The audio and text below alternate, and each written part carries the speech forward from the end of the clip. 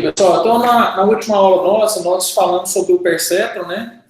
E algumas características dele. E aqui a gente vou mostrar que esse material é um material que está disponível aí. Eu vou deixar o link disponível para vocês aí, do MIT, né, de uma semana lá de verão que eles têm lá, que é muito interessante esse material aí. Tem o vídeo também da aula que eles estão usando lá. Então, eu passo o link, mas você pode entrar aí, o site é esse aqui, ó, intro to deep learning.com, tá? Você consegue acessar o material aí. O pessoal está entrando aqui, Edivar, boa noite, seja bem-vindo aí. Deixa eu alterar. Bom, então na aula passada, só mudar a janela aqui.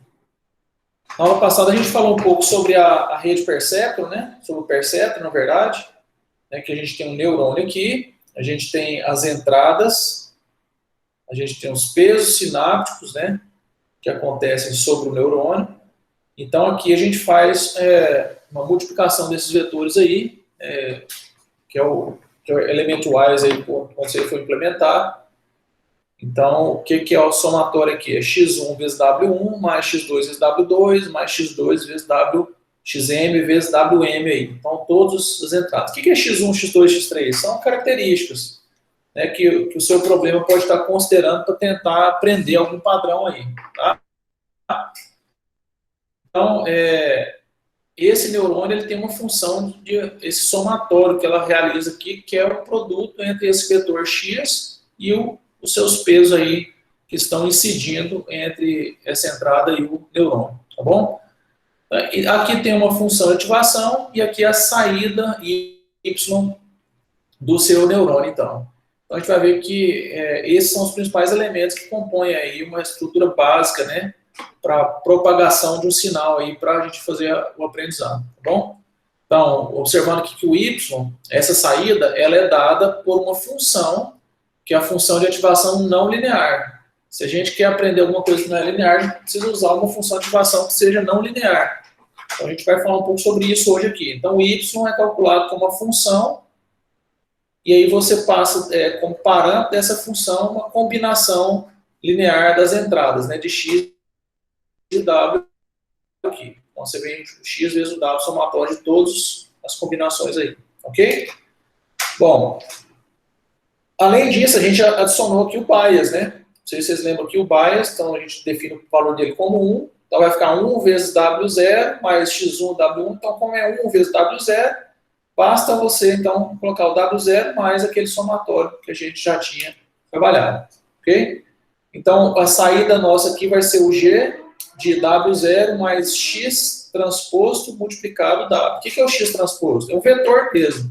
É o vetor transposto. Então, você vai pegar os valores x1, x2, xm aí e multiplicar pelo W, que é o seu peso, tá?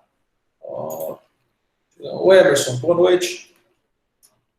Toda vez eu tenho que parar aqui e a gente volta aqui, não tem problema não. Então, eu faço aqui o meu x aqui transposto, esse vetor de x, né? Ele fica aqui na vertical, multiplicado pelo W seu, que é esse cara aqui, tá bom? Que são os seus pesos aí. Bom, então, a gente tem aqui como exemplo de função de ativação, né? Eu tenho aqui o y meu, que é essa saída aqui, essa função. Então, um exemplo, por exemplo, aqui é a função sigmoide, né? A função sigmoidal aqui. O que ela faz aqui? Você vai pegar o valor de z, né? A função do sigmoide de um valor z é 1 dividido por 1 mais e elevado a menos e. Quem que seria o z nesse caso aqui? Seria o que está dentro desse parênteses aqui, ó. Então, quando você calcula o W0, né, mais o somatório de x transposto do W aqui, né, quando você faz essa operação, você calcula, você vai chegar num determinado valor. Se você calcular o sigmoide desse valor, você está usando uma função de ativação sigmoidal. Basicamente, o que essa função aqui faz é pegar um número inteiro, um número real aqui, e transformar ele entre 0 e 1, tá? Então, ela é muito usada na questão de probabilidade, né? Quando você tem que trabalhar com a probabilidade, por exemplo, qual que é a probabilidade desse cara ser um gato, dessa foto aqui ser um gato, ser um cachorro. Então, ele vai dar uma probabilidade entre 0 e 1 para você aí. Tá joia? Ô, Felipe, boa noite.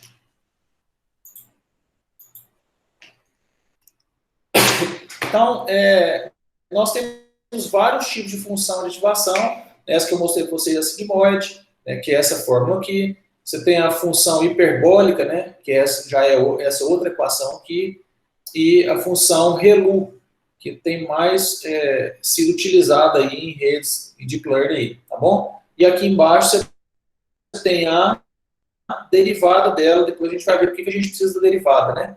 Então, a derivada da função sigmoide é a função multiplicada por 1 menos ela, derivada da hiperbólica é essa aqui, e a ReLU é 1, caso z seja maior que 0, e 0 de outra forma. E aqui a gente tem um pedaço de código aqui, que é como é que você calcula isso lá no TensorFlow, né? Esse framework que ajuda a gente a fazer as implementações para trabalhar com modelos de aprendizado de máquina, né? Machine Learning. Ok? Então, a gente tem várias coisas. Bom, para qual que é a importância, né, das funções de ativação? Né? Então, nesse contexto que a gente está trabalhando, a gente vê que a função de ativação, a principal motivação dela é introduzir a não linearidade nas suas redes que você estiver treinando. Então, por exemplo, se você tem essa imagem aí, ó, e você quer separar os pontos verdes, né, dos pontos vermelhos, como é que a gente faz? Observe que se a gente traçar uma reta, né, é difícil aí. Se for ponto verde misturado com vermelho, a gente não conseguiu separar duas áreas que pudessem produzir isso. Então, o objetivo dessas funções de ativação é justamente tentar encontrar um polinômio, uma curva aí, um desenho não linear que possa separar adequadamente os pontos aí, tá? Então, esse é o motivo. Por isso que a gente introduz isso aí. Ok? Então, esse é o objetivo das funções de ativação. Então, para vocês terem um exemplo aqui, né?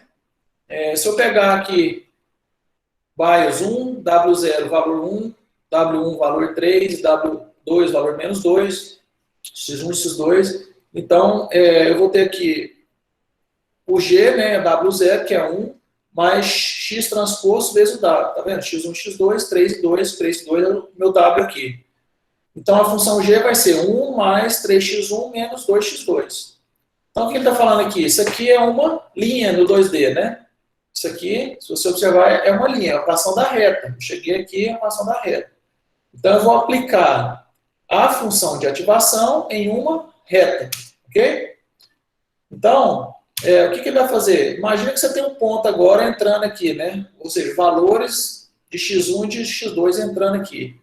Quando eu jogo o valor de 1 e 2 no x1 e x2, eu vou ter g de menos 6. Se eu substituir aqui x1 menos 1 e x2 igual a 2, que é os valores de x1 e x2 aqui desse ponto, eu vou chegar, desenvolvendo aqui, eu vou achar menos 6. Quando eu aplico sigmoide aqui em menos 6, eu vou ter 0,002. Ou seja, eu estou tentando transformar em valores entre 0 e 1. Tá? Então, esse valor está aqui próximo, bem, valor baixo aqui. Ok? Então, o que eu faço? Se os valores que eu estou encontrando, né, for menores do que 0, tá vendo aqui? Ó, o meu y, então, estão separados aqui. Então, eu crio uma função que separa esses caras em dois planos aqui. Tá? Usando a função de ativação aí. Ok? Bom, então, como é que a gente constrói, então, uma rede, né, que a gente viu, o que a gente viu aqui é só um perceptron, né? Eu tenho aqui a estrutura de um neurônio recebendo entradas com os respectivos pesos atuando sobre ele. E aqui eu aplico uma função de ativação e essa é a saída do neurônio. Eu estou mostrando aqui como é que a gente calcula isso usando diferentes funções de ativação, né? Como, por exemplo, sigmoide, hiperbólica e ReLU. Tá bom? Então, como é que eu componho agora uma rede neural, né, com vários perceptrons? Então, olha só, eu continuo tendo a saída aí que é dada por uma função de ativação do somatório que é feito aqui no neurônio. Então, a visão do percepto simplificado. O y, a saída aqui, é a função de ativação em cima do z que você calcula. E o z quem que é? É o W0 mais o somatório da multiplicação desses caras aqui, ó, das entradas pelos respectivos pesos. Então, se eu tenho mais de um perceptron, aqui eu tenho um perceptron, que é o perceptron simplificado. Aqui eu tenho vários perceptrons. Então, eu tenho um perceptron aqui e outro aqui, né? Então, perceptron 1, perceptron 2. Então, essas camadas, elas são chamadas camadas densas. Por que elas são densas? Porque elas estão amplamente conectadas aí. Então, quem que a gente tem aí? Observe aí que eu tenho x1, quem que é o z aqui, né? É o x1 vezes o w que está aqui nessa aresta, ligando esses dois vértices, mais x2 multiplicado por esse peso aqui dessa aresta, mais xm multiplicado pelo peso dessa aresta aqui. Então, esse é o valor de Z1. Z2, mesmo princípio, é x1 que multiplica o peso dessa aresta aqui, o W que tiver aqui, mais x2 que multiplica o peso desse W aqui, mais xm que multiplica o peso desse W aqui. Então, observe aqui que eu vou variar apenas o I aqui, tá vendo? Então, aqui eu consigo generalizar como é que eu estou calculando o Z aqui. Depois eu aplico a função de ativação aqui nesse neurônio. Ok? Bom, então aqui tem um código aí, como é que isso pode ser representado a nível de código, né? Lá no TensorFlow, depois vocês dão uma olhada aí, não vou tá aí no slide, depois vocês dão uma olhada aí. Bom, então, aqui, ó, tá vendo? Tem uma função densa, né, com duas unidades aqui que ele está querendo computar. Bom, eu posso ter, então, aí está um exemplo de uma camada simples, né? Então, imaginem vocês com 3 atributos, 3 características que você está analisando de um problema, né? x1, x2, xm, está aqui do lado esquerdo, que são as minhas entradas. Eu tenho um vetor de pesos na primeira camada, tá vendo? Essa aqui é a primeira camada da minha rede. E aqui eu tenho 4 neurônios aqui, né? 1, 2, 3 e 4. Como é que eu computo Z? Está aqui a minha equação de Z que eu acabei de mostrar para vocês. E aqui eu vou aplicar a função de ativação na saída do Z. Eu pego o valor de Z, jogo naquela função lá, por exemplo, sigmoid, eu vou encontrar o que vai sair desse neurônio 1 aqui. Então isso é dado pela função G. O que é a função G aqui, que é o Y, né?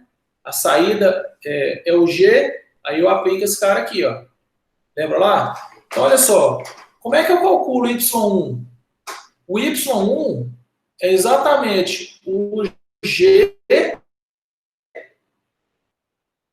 a função G aplicada de Z1, multiplicado pelo W dessa aresta aqui. Vocês concordam?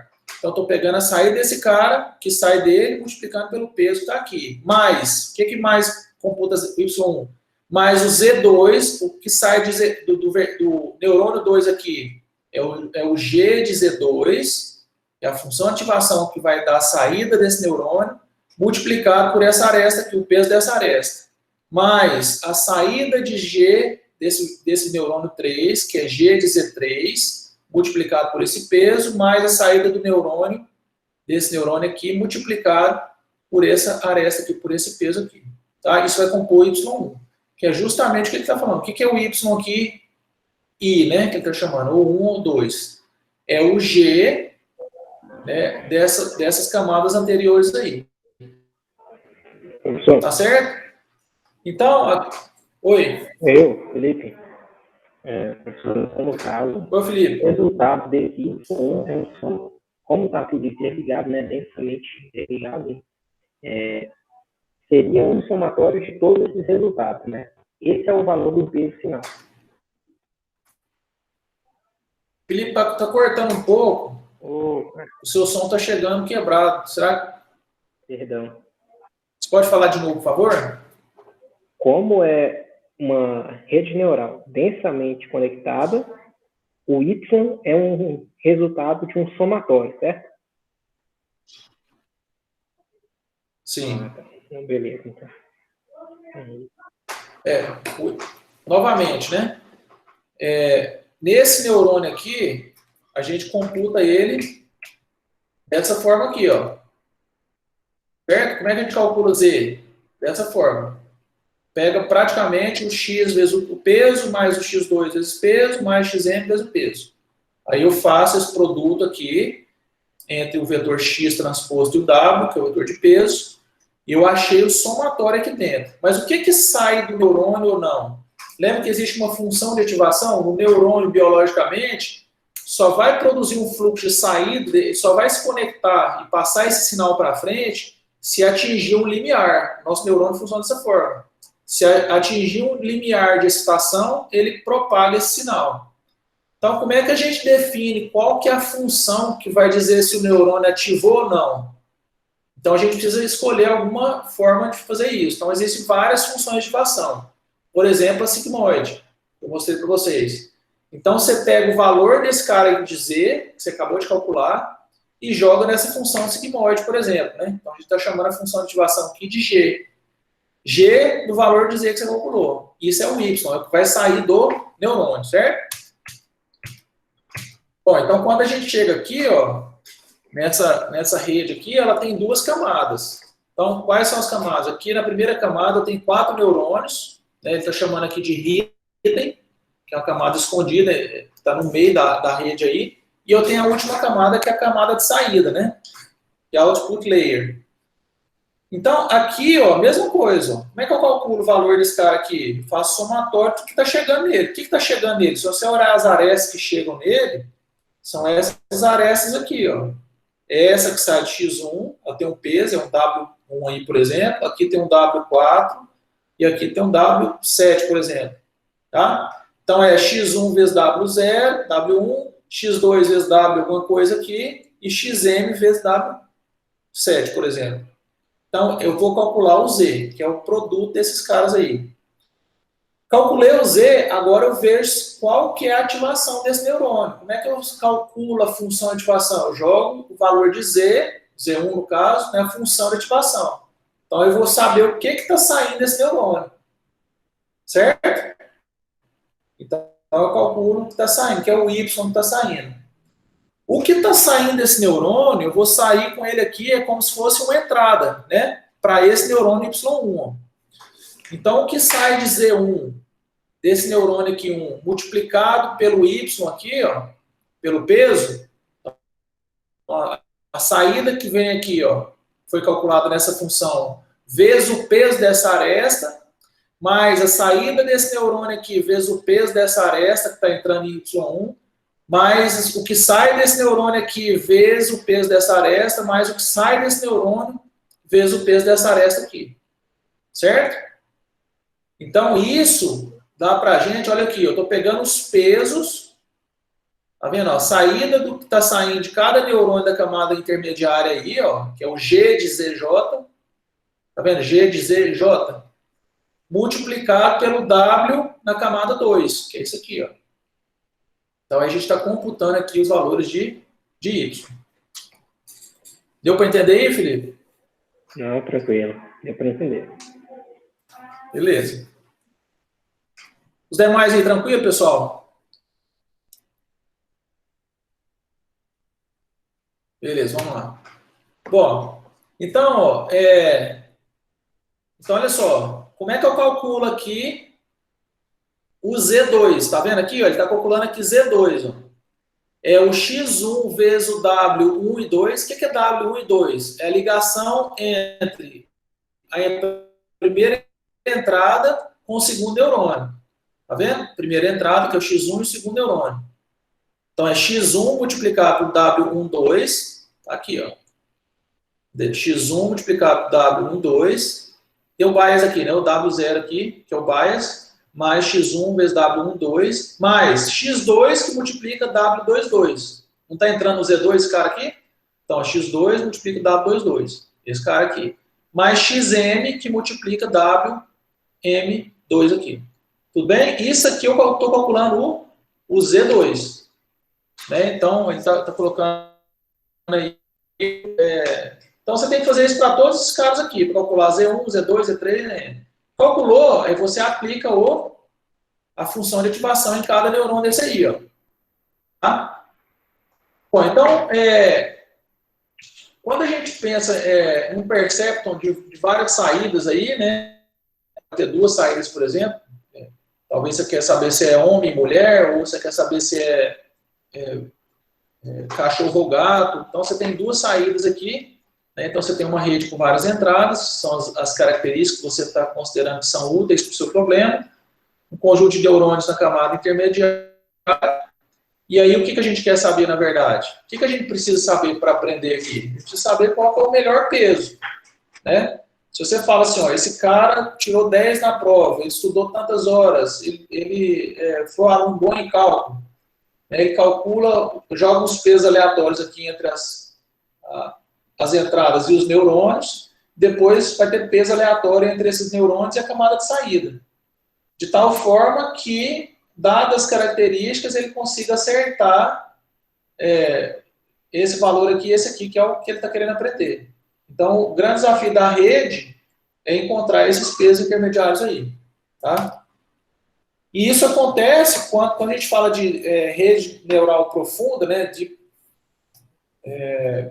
são as redes deep aí, né, deep network, deep neural network. O que você tem? Você tem várias camadas aí intermediárias. Então, você tem N camadas entre as entradas, que são seus inputs, e os seus outputs. O que vai acontecer? Você vai ter uma pancada de operação que vai acontecendo ali de multiplicação, jogar em função de ativação, entra no outro, multiplique, e etc. Então, você é uma calculadora, né, não é complexo, mas é penoso, né, trabalhoso aí, os cálculos aí. Tá? Mas a ideia é básica e está a equação embaixo aí que você consegue fazer isso aí. Bom, então tá aí o modelinho aí, né, o exemplo de código aí do lado, como é que ele faz. Graças a Deus você não precisa ficar calculando essas coisas na mão, né, só na disciplina, né. Bom, beleza, como é que a gente aplica então essas redes neurais aí? Então tem um exemplo aí, o cara vai passar no teste ou não? Então tem um exemplo aí, que ele dá aí os caras que passaram, né, então esses aí são exemplos de alunos que passaram na disciplina de IA aí, por exemplo. Lembrando que o eixo X aqui, X1, é o número de palestras, de aulas que você participou. Então, observe que os caras que mais participaram de palestras, de aulas, né, eles foram mais aprovados. Os caras que bombaram aqui, eles participaram de poucas aulas aqui. E aqui no eixo X2, que é o Y, são as horas que o cara dedicou aí no projeto final, né. Então, o cara, tá vendo esses caras que bombaram aqui? Dedicaram pouco. Esses caras aqui, eles talvez conseguiram passar porque eles assistiram muita aula, né? Aquele tipo de aluno que assiste e dá conta de fazer depois, né? Mas esses caras aqui assistiram pouca aula e tiveram que trabalhar muito, né? Então, essa é uma ideia aí do que a gente tem que fazer, uma ideia de a gente tem que classificar entre dois caras, se ele vai passar ou se vai bombar. Então, a gente quer aprender, né? Um modelo que aprenda dizer para a gente, se dado uma pessoa sem forma, o número de palestras que ele assistiu e quantas horas que ele dedicou no projeto final, e você fala se esse cara vai passar ou não, certo? É isso que a gente quer aprender com esses dados aí. Então, por exemplo, aí você põe lá, assim, ó, o cara, ele assistiu 4 palestras e ele estudou 5 horas no projeto final. Ele vai passar ou ele vai bombar? É isso que a gente quer falar aí. Então, o que a gente faz? O que é o X1 e X2? X1 é o número de horas, número de palestras que esse cara assistiu. É uma informação, é um atributo, uma característica que você tem do seu modelo que você quer treinar. E X2 é o quê? X2 é o número de horas que ele gastou, investiu no projeto final. Então, dado 4 e 5 aqui, eu estou jogando 4 para X1 e 5 para X2. Eu quero predizer, esse cara aqui, eu sei... por isso que eu estou trabalhando com aprendizado supervisionado, porque eu estou dizendo que esse cara aqui, por exemplo, o valor atual dele é 1. Ou seja, ele passou. Então, eu vou treinar minha rede para aprender um cara que passou. Estou te falando que esse cara passou. Então, tenta aprender valores de W aqui e valores de W aqui, você pegar a manha de como é que é um cara que passou. Está aqui um exemplo desse aqui. Então, ele vai tentar aprender com esse exemplo que ele está dando aí, certo? Então, como é que a gente vê como é que a rede foi ruim ou não, né? Observe que essa rede aqui, ela está predizendo aqui determinados valores de dados que você chutou, na hora que ele fez aquela matemática toda aqui, ficou 4 vezes o peso aqui, mais 4 vezes peso, mais 4 vezes peso, depois 5 vezes peso e tal, multiplicou o peso aqui da saída, fez a função de ativação, multiplicou aqui, ele chegou e encontrou y1 igual a 0,1. O que significa isso? Ele falou assim, ó, esse cara aqui deu 0,1. Mas qual que era o valor esperado? Era 1, né? Então, por quê? Porque eu estou classificando aqui o valor, nesse caso aqui, ou passou ou bobou, então é binário, certo? Então, a gente tem um conceito aqui, que é o conceito de perda, né? Como você mensurar o erro que você teve, qual que é o custo de erro que você teve aqui, né? Então, a gente chama de custo ou a perda, o erro, a loss aqui, né? Então, qual que é o loss nesse caso aqui? A gente tinha o predito, o que a gente achou é 0,1. Eu estava predizendo que daria 0,1. Mas o valor real é quanto? É 1. Então, eu tenho que, de alguma forma, computar esse cara aqui, que eu fiz a predição, e o atual, que é o real. Certo? Então, olha só, como é que a gente pode fazer? A gente pode pegar todos os exemplos. Observe que esse exemplo aqui é o 4 e 5, né? Tinha que dar 1, ele deu 0,1. Então, tem uma distância do que era para ser e o que ele encontrou. Mas ele vai jogar todos os caras, ó, o 4 e o 5, ele vai ver lá que era 0,1, deu 0,1, mas na verdade tinha que ser quanto? Tinha que ser 1. O 2 e o 1 era para ser 0, mas deu 0,8. O 5 e o 8, quando você entra com 5 no x1 e 8 no x2, tinha que ser 1, mas deu 0,6. E assim por diante. Então, o que você pode fazer? Você pode fazer um somatório, né, do erro que você deu de todos eles aqui, depois você pega a soma e divide pelo número de casos aqui. Você está fazendo uma média, tá, do erro.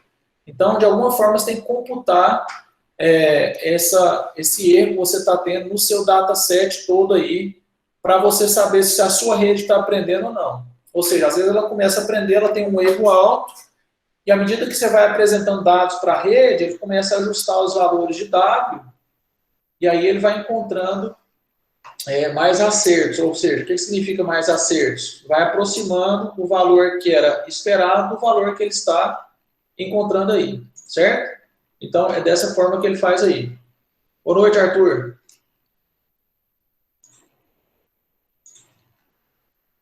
Bom, então, tranquilo até aí, pessoal? Então, olha só. Esse cara aqui é um modelo que foi desenvolvido há muito tempo atrás, que ele é aplicado, né, de cross-entropia ali, o erro de cross-entropia, que ele é para modelos binários. Então, como é que você aplica esse modelo binário? Você joga essa equação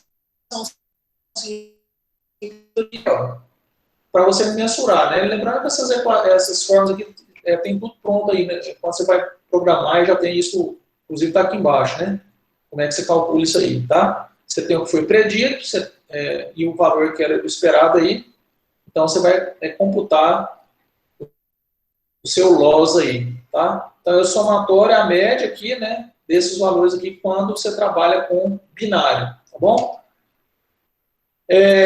Quando você trabalha com modelo de regressão, né? Vamos supor que aqui você está querendo saber qual a nota que esse cara vai tirar. Ao invés de falar se ele passou ou não, então eu queria saber qual que é o grade dele, né? O final grade dele aí, a nota final desse cara. A nota final dele é 90, aí você achou 30. Então, como é que você computa isso? Então, o erro médio quadrático que a gente já viu aí, né? Então, você calcula o erro médio quadrático de cada um, faz a média. Então, esse é o seu loss aí. Então, a sua rede, o que ela vai acontecer? Ela começa errando, ela vai aprendendo. Então, a ideia é o que é? O seu erro ir e caindo à medida que o tempo passa. Tá? Alguma dúvida até aí, pessoal? Perguntas? Não? Ok.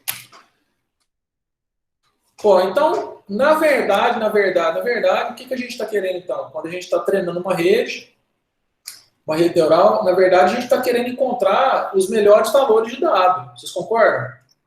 Se eu estou querendo achar aqui, bater que a nota desse cara é 90, mas está chegando em 30, eu preciso, aonde que eu ajusto?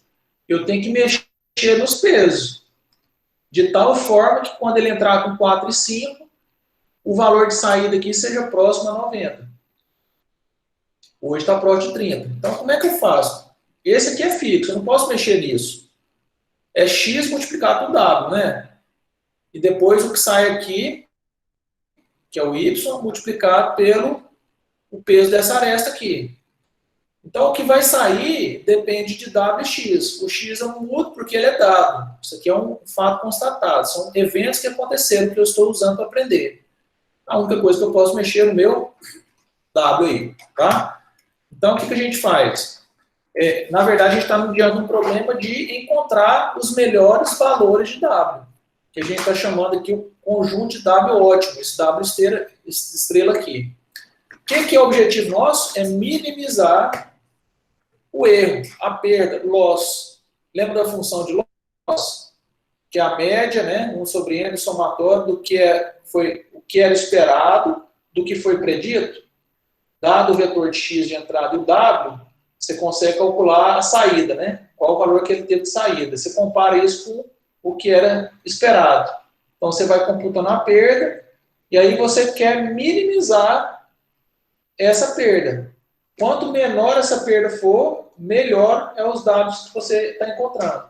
Então, a brincadeira aqui é o quê? É de você mexer nos seus dados para você melhorar esse cara aqui, né? Então, eu quero minimizar essa função J aqui que ele está chamando, né? Que é o loss que a gente tem aqui. E o que a gente passa para esse loss? Loss depende de quem? Quem que é a entrada? Né? O parâmetro. É o W. Se você mudar o W, o loss seu vai dar diferente. Então, você vai ver qual que é o seu W ótimo, tá? Bom, então, lembrando, né, que esse W aqui é o conjunto de W0. O que é W0? É o meu bias, o vetor que está aqui nessa camada aqui, ó. Esse conjunto de pesos aqui, né, de W, depois esse conjunto de pesos aqui, até o número de camadas que a sua rede pode ter. Lembrando que a sua rede pode ter várias camadas, né? Uma rede profunda aqui, ela pode ter várias camadas. Então, tem um conjunto de vetores que está aqui, de W, de pesos, que vão estar aqui, um conjunto de pesos que vai estar aqui, um conjunto de pesos aqui, e etc. Então, quando você encontrar esse conjunto de peso ótimo, você, né, nessa sequência de cada camada aqui, quando você achar não tem jeito de melhorar mais W aqui, eu acho que eu achei o melhor W. É o menor valor de erro que você encontrou, vai ser o seu melhor W, tá bom? Bom, só que quando você está trabalhando dessa forma, né, observa que tem o W0, tem uma região aqui, W1, né, são os pesos aí. Então, lembre-se, né, nossa perda é uma função de peso da rede. Então, a sua rede, se você tem com W0 com valor tanto e W1 com valor 0,8, por exemplo, o seu erro, a função J, para esses valores de W0 e W1 que você colocou, ele vai estar por aqui, nessa região. Então, ele tá legal. Mas se você sair, por exemplo, aqui, ó, se você sorteia lá, né, um W0 e um W1, por exemplo, estou dando exemplo aqui para uma rede, um perceptron só para a gente entender, né? Então, se você sai aqui em cima, né? O que a gente tem que fazer? A gente tem que começar a descer aqui, encontrar novos valores até chegar na parte mais baixa dessa superfície aqui. Tá? Então, o objetivo nosso, por exemplo, nesse caso aqui, parece que o ótimo seria um W0 em torno aqui de 0,45, por exemplo, e o W1 em torno de 0,80, que levaria a gente para um menor valor de J aqui. Estão entendendo? Então, esse cara aqui seria a solução ótima. Mas quando você começa a treinar a rede, você chuta valores de dado. Então, pode ser que você saia em qualquer lugar dessa superfície aqui. Aí, o que você tem que fazer? Você tem que começar a caminhar em direção à região mais promissora, né, dos seus Ws, de forma que te dê o menor valor de J, que é a perda aí, né, o seu loss. Tudo bem? Então, randomicamente, a gente escolhe um valor inicial de W0 e W1, e aí a gente computa o gradiente, né, o gradiente de descida, né, que é o quê? A derivada da função de custo em relação a um W. Como é que você faz isso aqui? Você deriva em relação a W0, acho que eu já mostrei para vocês, né? E depois você deriva em relação ao W1. Então, você faz a projeção desses vetores, você vai ter uma direção. Né? Como a gente quer minimizar, então é a direção inversa. Né? Estava para cá e vai ser para baixo aqui então. Então eu tenho que caminhar para cá. Ó. Que tanto que você vai caminhar para cá? Depende do tamanho do passo que você vai dar. A gente chama o tamanho desse passo que vai ser dado de learning rate, né? Que é o tamanho do passo de aprendizado. Então a gente estabelece um padrão aí, ele pode ser dinâmico também, já existem técnicas que ajudam a gente a deixar ele dinâmico. Para que você diga, fala assim, eu quero avançar nessa direção aqui, então, por exemplo, nesse caso, eu quero descer aqui esse morro no passo tal, 0,1, beleza, vai ser 0,1 naquela direção. Não, 0,2, ele vai dizer qual que é a escala do passo que ele vai dar em cima da função de erro, tá? E aí ele vai descendo, ó, chega aqui, ele manda virar um pouquinho, vai para cá, vai, até ele caminhar. Até ele chegar no processo interativo, né? Observe que cada cruzinha dessa aqui foi um novo W0 e W1 que você definiu para treinar a sua rede. Então, nesse momento aqui, ó, com certeza eu vou ter um loss menor, vocês estão vendo? Aqui eu tinha um loss próximo aqui, ó. Aqui eu já vou ter um loss menor, que é o erro, a distância aí, né? A média lá entre a distância dos pontos.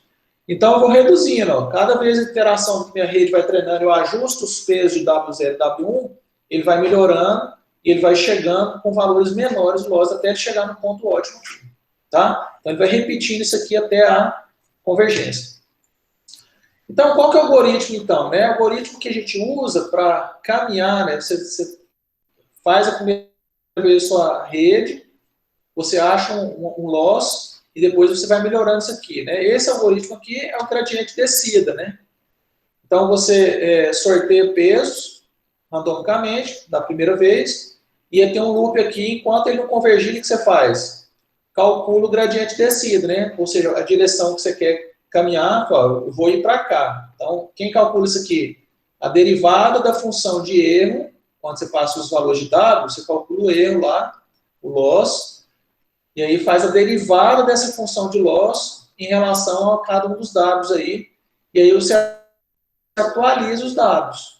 Isso aqui que você calculou aqui, ó, você vai jogar aqui, e esse aqui é o learning rate. Qual que é a velocidade, qual passo você vai dar nessa direção que ele vai te dar aqui. Tanto para W0, para W1, quantos dados você tiver aí. Tá? Então ele fica fazendo essa atualização aqui enquanto convergir. Convergiu, é porque ele chegou no ótimo. Aí você manda retornar os pesos que ele achou aí. Ok? Bom, então exemplo de código aí, né? Sorteia os seus pesos aqui, weights aí, prepara aí para receber, enquanto alguma coisa aqui, né? Que estão no loop eterno aqui, né? Então, ele faz o gradiente, é uma função G, computa o loss aqui passando os pesos, calcula o gradiente, né, que já tem essas funções prontas aí disponíveis para você, tá vendo aqui, ó, gradiente T, e aí ele faz a atualização dos pesos aqui, que é essa update weights aí, bom? Tá, beleza, então tá, professor, eu estou trabalhando aqui, e aí meu X vai multiplicar pelo W1, achar o Z, lembra? Estou simplificando aqui, colocando só uma entrada, só um peso, só um neurônio, depois esse neurônio vai sair para cá, vai ter só uma saída esperada aqui, tá? Então, como é que eu calculo o Z? É o X vezes o W1, tudo bem? O que sai desse neurônio 1 aqui? Sai a função, você aplica a função de ativação, multiplicado pelo W2, você calculou o Y. O que era esperado aqui nesse Y? Vamos supor, esperado era 90, e eu achei 30. Então, você tem que calcular o seu loss, ou seja, o seu erro. Calculou o loss, né? Então, qual vai ser a mudança que a gente vai fazer no peso, né, no peso W2 aqui para atualizar o erro? É em função da diferença que deu aqui, vocês concordam? Então, eu vou pegar a minha função de erro do loss e vou aplicar a derivada em relação a W2. Então, essa aqui é chamada a regra da cadeia, né? Então, para você achar qual que é a influência que esse peso teve na saída aqui, eu faço aqui, ó, pego o erro que deu. Tem uma função que calcula o erro, vocês concordam? Lembrando que isso aqui é uma função, tá, gente? Olha aqui a função. Lembra da função? A função J é esse cara aqui, ó. É 1 sobre N do que era esperado, que é o Y, e do que a gente encontrou, tá? Então, o que a gente faz? A gente deriva essa função em relação a W2. Quando você deriva em relação a W2, você está calculando qual o ajuste que precisa ser feito, o peso de influência de W2 na promoção desse erro que ele teve aqui. O ajuste que você tem que fazer em W2. Né? Então, a derivada da função do erro, do loss, em relação a W2 é a derivada do W em relação a WY, ao Y aqui, a derivada do Y, multiplicado pelo Y em relação a W2. Essa aqui é a nossa regra da cadeia. Então, a gente faz esse em relação a esse, vezes esse em relação a esse aqui, ó. Tá vendo aqui? Eu só estou mostrando para vocês entenderem, tá, pessoal? Felizmente, a gente não precisa implementar isso na unha, né? Porque os frameworks e as bibliotecas já têm disponível, permite que você... Mas é importante você entender, para você, às vezes, fazer alguma calibração e saber o que está acontecendo por trás. E como é que eu faço? Como é que esse erro aqui foi afetado por W1? Olha que interessante. Eu quero saber agora desse erro aqui, ó, o que foi causado por W2 e o que foi causado nesse erro que veio de um ajuste que eu deveria ter feito em W1. Então, assim, quanto é que eu tenho que mexer em W1 e em W2 para melhorar a perda que eu estou tendo, o erro que eu estou tendo aqui? Então, essa função da cadeia, essa regra da cadeia, que é o algoritmo backpropagation aqui, ele ajuda a gente a encontrar justamente isso. Se eu tenho que ajustar 50, quanto que eu vou ajustar em W2 e quanto que eu vou ajustar em W1? Como é que eu vou distribuir o ajuste que eu preciso corrigir entre W1 e W2? É isso que a gente está falando aqui. Tá? Então, a gente deriva a função em relação a Y, tá vendo aqui? Depois, o Y em relação a W1. Mas quem que é Y em relação a W1? Não é o Y em relação a Z1 vezes Z1 em relação a W1. Então, essa é uma multiplicação da cadeia que vai montando, encadeando essa volta aqui para você ter. Então, a gente vai repetindo isso aqui para cada peso da nossa rede, usando o gradiente aí, tá? Então, até se chegar nas camadas que você tem aqui. Então, quando você tem uma rede profunda, você tem esse processo da regra da cadeia sendo aplicado até encontrar isso aí, tá bom? Então, graças a Deus tem implementação hoje, né, que é Automatic Differentiation, que já tem implementado, você não precisa preocupar com isso, ok? Bom, então, na prática, né, é difícil de treinar, então, como é que a gente tem que... o que a gente tem que lembrar? Né, o peso, ele é atualizado, a grande questão numa rede neural, quando você vai treinando, é você pegar a entrada que deu, multiplica os pesos, faz a contabilidade, faz a função de ativação, aí até se chegar no final. Chegou no final, era o que você estava querendo? Não, deu diferença, deu? Deu. Tá. Se deu diferença é porque os pesos não estão legais ainda. Eu preciso mexer nos pesos. Como é que eu mexo? Aí você usa o algoritmo de backpropagation, que é a propagação de volta do ajuste do erro. Você propaga esse erro para trás, que é ajustando os pesos. E como é que você distribui esse ajuste nos pesos lá? Você tem centenas, às vezes milhares, milhões de pesos para você atualizar na rede. Então, o algoritmo de backpropagation é justamente usar a regra da cadeia para poder distribuir esse ajuste entre os pesos que têm mais influência e os que estão tendo menos influência na geração daquela diferença final lá na saída da rede. Tá? Então, o ajuste do peso é o peso anterior menos esse cara aqui. Quem que é esse cara? O learning rate é a taxa que você está multiplicando pela derivada da função de E em relação aos seus dados aí, tá? Bom, como é que a gente faz, né, aqui ele está falando aqui como é que a gente faz a atribuição do learning rate. O learning rate, observa aqui, você tem, você está aqui, né? Essa aqui é a sua função do erro. Então, imagina que a gente está no erro aqui, ó, próximo de 50, né, 60, assim, e a gente quer mudar o vetor dado. Então, esse W aqui está representando todos os pesos. Bom, eu vou fazer um ajuste agora. Então, a direção do ajuste, imagina que a direção é para cá, né? Que aqui a gente fala que está o melhor peso, está aqui, por exemplo.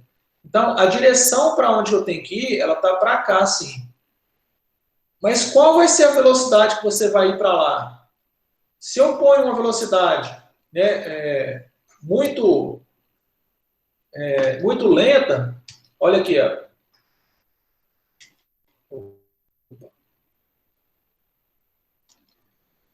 Olha só.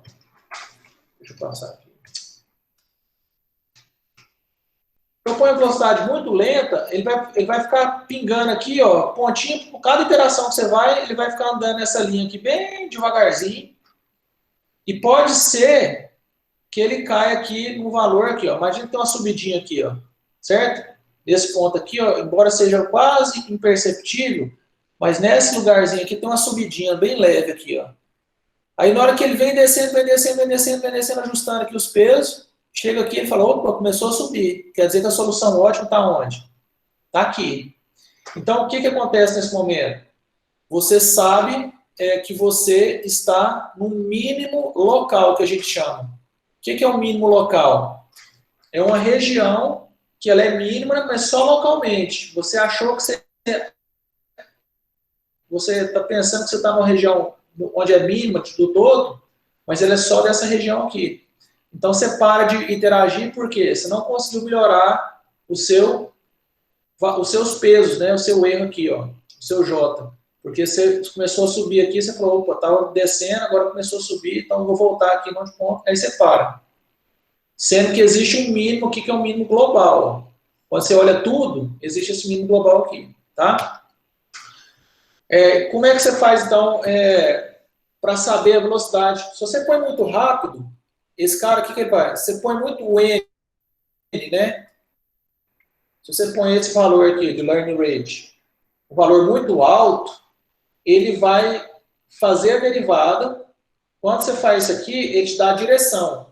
E esse aqui te dá o tamanho do passo que você vai andar naquela direção. Então, se a direção está para cá, mas você anda muito rápido, ele pode vir pular para cá, ó.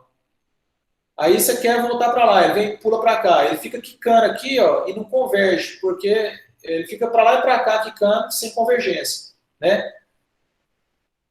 Quando você põe pequeno demais o learning rate, quando você põe esse valor muito baixo para ele andar devagarzinho, às vezes ele pode cair num mínimo local aqui, tá? Ele get stuck aqui num falso local mínimo aí. Então, você precisa ter algumas ideias, né? Tentar diferentes learning rate e ver o que funciona melhor, essa é a primeira ideia, ou fazer alguma coisa mais inteligente, usar algum learning rate que seja adaptativo, né? Ele falou, ó, deu um pulo muito grande aqui está lento demais, então vamos colocar maior, ser mais inteligente esse algoritmo para definir o learning rate aqui. Tá bom, pessoal? Então, o que a gente tem, então, nessa ideia 2, né? A gente tem vários algoritmos que foram sendo propostos, né? Então, o gradiente estocástico, gradiente descendente estocástico, que ele primeiro foi proposto aqui em 1952, tem um paper de referência aqui. Tem um ADAM, tem um ADA Delta, ADA Grad, RMS Prop. Então, tem vários algoritmos que você pode utilizar, né? Quem quiser ler um pouquinho mais sobre isso, entra aqui nesse site aí. Cada um tem uma forma diferente de abordar o problema aí, tá? Então, o que você pode tentar, às vezes, é rodar cada um desses aí, que a gente chama de hiperparâmetro da rede, né? Para ver com qual deles o seu problema consegue melhores resultados, tá bom? Bom, então, como é que coloca tudo isso junto, né? Então, o otimizador aqui, que faz essa função aqui de otimizar, lembrando que o problema nosso é um problema de otimização, né? No fundo, a rede neural é uma otimização que a gente está fazendo. Eu estou tentando minimizar o erro que eu estou tendo. Achar os melhores valores dos pesos para minimizar o erro, aquela função de loss. Então, você precisa usar um otimizador. Né? Qual otimizador que você vai usar? Então, essa é uma decisão, né? Você precisa escolher um desses caras aqui, para você usar como seu otimizador aí, tá? Então, nesse caso, por exemplo, está usando o SGD. Tá vendo aqui o SGD, ó? Então, ó, Keras, Optimizers, SGD. Então, está usando esse cara aí, tá? Então, ele faz a predição do modelo, né? Computa a perda aqui, tal. Vai embora aí.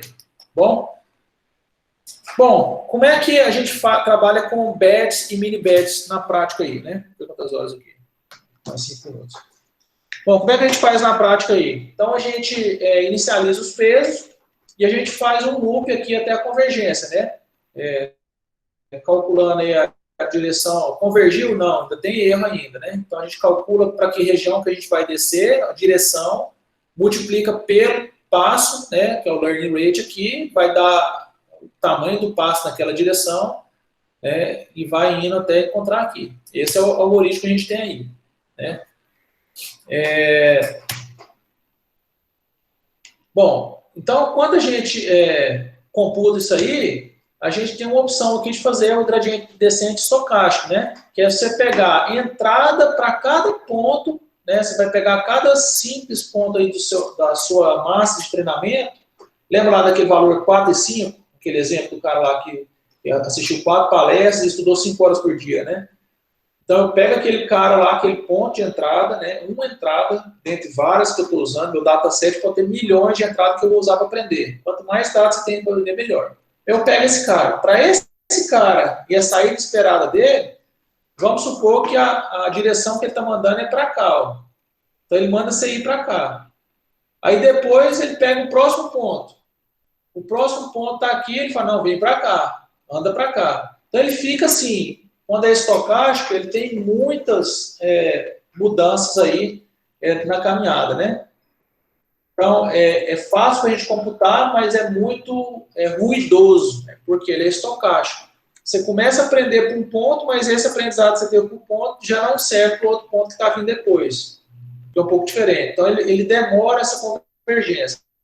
É fácil o algoritmo, mas ele é demorado a convergência. Tá? Outra opção que você tem é você pegar um batch de B data points. O que é isso? Você pega assim, vamos pegar assim, minha massa de dados para aprendizado, ela é de 1000 registros. Então, vamos pegar grupos de 10. Então, eu vou ter 100 grupos. Né? Então, para cada grupo desse, então, eu pego um batch, para cada grupo eu computo aqui a média do grupo, a média do erro que eles tiveram. Então, calculo a média do erro, determino a direção de convergência para aquele grupo e dou o passo. Então, faço por grupos pequenos. Né? O que isso ajuda? Ajuda não é igual pesquisa de eleição. Né? Você faz uma pesquisa com uma pessoa, aí dá lá o fulano está ganhando primeiro turno, faz com outra pessoa aí, está perdendo. Imagina você tentar aprender um por um, né? Agora, você pegar 10 pessoas, uma amostra, já vai dar um negócio um pouco mais confiável. Aí, a arte está em estabelecer o tamanho dessa amostra também, que é um hiperparâmetro aí, tá bom? Então, mas essa é uma alternativa também que a gente chama você trabalhar com mini batches aí. Então, é rápido para computar e muito melhor para estimular o verdadeiro gradiente, né? Então, você erra menos a direção aí. Mini batch, enquanto está treinando, mais acurado, né? A acurácia é melhor na estimação do gradiente, né? Convergência mais lenta permite para learning rates great, né? Grandes learning rate taxa. Você pode aumentar um pouquinho o seu learning rate, porque você sabe que se for só para um elemento, só para um ponto, talvez se você pôr um learning rate alto, você vai para um negócio que não tem nada a ver com o restante dos pontos. Então, quando você trabalha com estocástico, você tende a trabalhar com learning rate baixo, porque você sabe que você pode estar em uma direção que não representa os demais pontos. Agora, se você trabalha com batch, e o tamanho do seu batch é um tamanho equilibrado, você pode aumentar um pouquinho o learning rate, porque você sabe que o grupo está expressando a média, então você não vai dar tanta bobeira assim para caminhar com a direção que não tem sentido. Tá bom? E aí você pode paralisar a computação disso aí, né, porque você pode ficar aprendendo, você tem um núcleo de processamento, né, principalmente pensando em GPU aí, que trabalha de forma independente, cada um trabalhando para cada grupo. Né, então você pode facilmente paralisar essas tarefas aí. Ok? Bom, aqui ele fala um pouquinho sobre overfit, né? Eu acho que eu comentei na última aula também. Quando você está aprendendo e o modelo não tem a capacidade de aprender todos os dados, a gente chama, a gente fala que a gente está no underfitting. Então, imagina que no treinamento, você está treinando, tentar aprender o que a melhor curva que representa esses dados aqui. Aí ele fala assim, ó, a melhor curva que tem, o melhor polinômio é essa reta aqui. Você sabe que não é, que tem uma coisa melhor, né? Mas ele fala para você, ó, o melhor que eu consegui foi isso aqui. Você está diante do underfitting. Você não tem capacidade de encontrar um modelo na fase de treinamento ainda que represente os seus dados. Esse aqui, imagina que isso aqui é o ideal, tá? Então, você não foi do treinamento. Imagina que você treinou, você conseguiu achar o ideal. Eu achei o modelo ideal para os meus dados de treinamento, certo? Esses dados aqui são os dados de treinamento. Observe o comportamento que eles estão. Aí, quando você vai para a prática, você encontrou uma curva e essa curva sua na prática, né, na hora que você apresenta dados que não foram vistos durante o treinamento, ele começa a errar muito. Fala assim, ó, você aprendeu naqueles dados do treinamento, mas na prática aqui você está errando muito. Ou seja, você não teve capacidade de criar um modelo que fosse generalista, né, que generalizasse para pontos, para dados que não foram vistos durante o treinamento. Então, quando isso acontece, a gente fala que você teve um overfitting. O que é o overfit? Você especializou tanto nos seus dados de treinamento, você criou um polinômio aqui tão dependente desses dados do treinamento, que quando vem os dados da prática lá, que era um pouquinho diferente, ele errou tudo, porque ele ficou especialista aqui demais nos dados de treinamento. Tá? Então, o seu modelo pode estar underfitado ou overfitado, né? Que a gente vai tentar aqui portuguesar, né? Então, essas duas situações constituem problemas aí, tá? A primeira é quando você não é capaz de aprender os dados, underfitting, e a segunda aqui é quando você aprendeu no treinamento, mas quando você foi para os dados de teste, testar na prática, você errou muito. Bom, aí tem algumas técnicas que ajudam a gente a resolver isso, né? Uma é a regularization, né? Então, durante o treinamento, você pode fazer o dropout, que é uma das técnicas. O que é o dropout? É você tentar desabilitar algum neurônio aqui, ó. Então, desabilitei esse cara, esse aqui, esse aqui. Para quê? Para que a rede não fique dependente desses neurônios. Ela consiga trabalhar independente desses neurônios aqui, tá? Aí você pega e treina com esses caras habilitados. Depois você desabilita outros. Então, você vai treinando a rede para ela não gerar dependências muito fortes, né? Que é o que acontece nesse caso aqui, né? Do overfit aqui, né? Você estabeleceu um vínculo muito forte de dependência de alguns dados aqui, e isso não reflete a realidade. Então, você usa essa técnica do dropout para desabilitar aqui esses caras aqui, tá? Outra coisa que tem é o early stop, né? Que é outra técnica de regularization que você tem. Então, às vezes, o seu modelo está ficando muito complexo, está ficando um polinômio aqui de grau 10, 15, né? Ou seja, ele está desenhando, passando pontinho, quase costurando, trabalho de costura aqui. Ele fica bem em cima dos pontos, aí, só que na realidade não vai ser bem aquilo, né? Vai ser um pouco diferente. Então, para isso não acontecer, o que você faz? Você vai acompanhando aqui, ó. Esse aqui é o seu loss durante o treinamento e esse aqui é o seu loss durante o teste. Então, o seu loss no treinamento aqui ele vai caindo, o teste vai caindo, tá vendo? Aí, ó, aí o que acontece nesse momento aqui?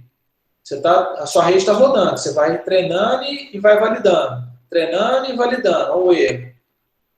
O erro aqui é um pouquinho maior, mas quando esse erro cai no treinamento e ele sobe aqui, ó, quer dizer que ele especializou o aprendizado dele na massa e esse aprendizado não é generalizado e não é capaz de conseguir acertar no teste do mesmo jeito que ele está acertando no treinamento. Então, você poderia parar nesse momento aqui, ó. Aqui você já poderia estopar o seu treinamento, tá? Então, você pode plotar esse gráfico aqui durante o seu treinamento da sua rede e quando isso acontecer, você pode usar essa técnica de early stop aí, para você saber que ele está overfitando.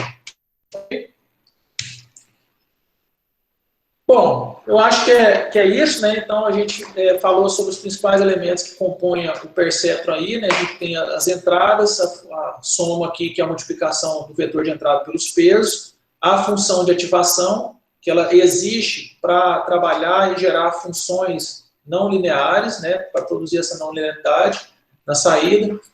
A gente falou aí sobre a possibilidade de ter redes profundas aí, né? Com várias camadas de neurônios e de peso entre eles aí, e que a gente faz a otimização através do backpropagation, lembra? Você calcula o que era para encontrar aqui, você tinha um valor esperado de encontrar, você encontrou outro, você precisa atualizar os pesos agora, fazer a volta atualizando esses pesos. Então, o algoritmo é backpropagation aí. E aí a gente tem o aprendizado adaptativo, você tem vários algoritmos aí que pode ser usado, né? Pode trabalhar com batch, estocástico, com batch, mini batch, e a técnica de regularization, que a gente viu aqui o dropout e o early stop aí, tá bom? Bom, pessoal, é isso, né? Eu queria abrir para perguntas, se alguém tiver alguma pergunta aí, dúvida, né, tá aberto aí para a gente poder falar aí.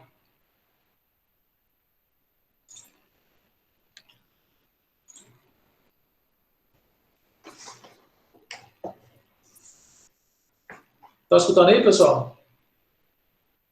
Estamos sim. Opa.